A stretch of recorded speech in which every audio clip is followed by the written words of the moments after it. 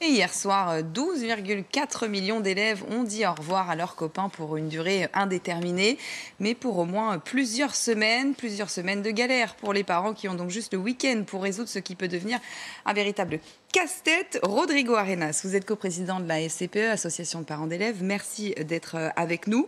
On entend beaucoup parler de ce suivi de l'apprentissage qui va être important, de ces classes virtuelles mises en place. Est-ce qu'on est prêt ? On n'est pas vraiment prêt parce que la France ne sait pas travailler encore de façon coopérative et collaborative en utilisant les outils numériques.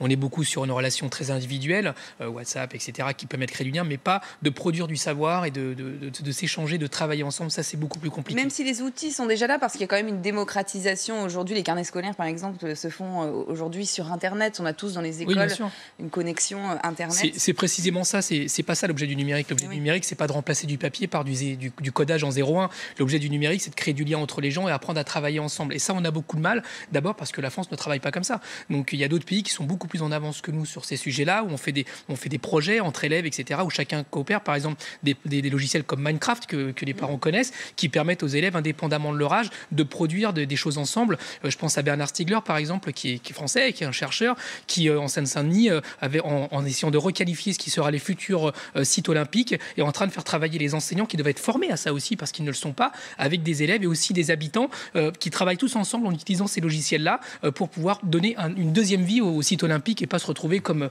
en Grèce ou au Brésil où finalement après tout tombe en décrépitude. C'est ça l'objet du numérique. C'est pas simplement remplacer le papier ou des polycopiés par des écrans. C'est pas ça l'objet. On est confronté face à des inégalités numériques, absolument, notamment aussi sur le territoire, et des inégalités matérielles. Est-ce que vous avez peur, on le disait tout à l'heure, que ça creuse, ça renforce une inégalité, en tout cas dans l'apprentissage, après peut-être 3, 4, 5 semaines sans école? La question, c'est pas tellement d'avoir peur, si vous me permettez, c'est plutôt comment est-ce qu'on va affronter ça ensemble. C'est-à-dire que problémologue, on sait faire. La question, c'est solutionnologue.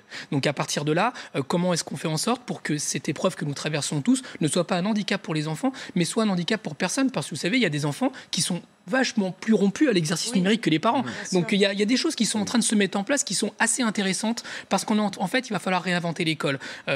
C'est ça l'objet. On sait aujourd'hui que le temps scolaire est complètement calqué, notamment sur les pressions économiques, par exemple sur la question des voyages, de l'été, des marchands de vacances. Et c'est pas péjoratif dans ma bouche de dire ça.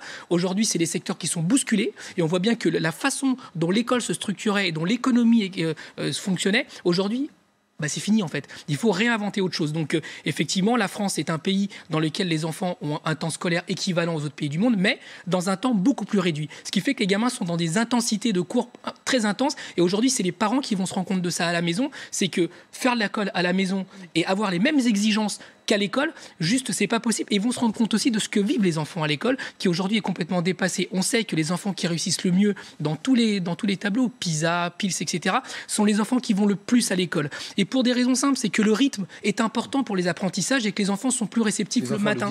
On le sait. Et on sait aussi que quand on dit lire, écrire, compter, qui est bien évidemment le SMIC de l'école, pour être très clair, on fait beaucoup plus que ça à l'école.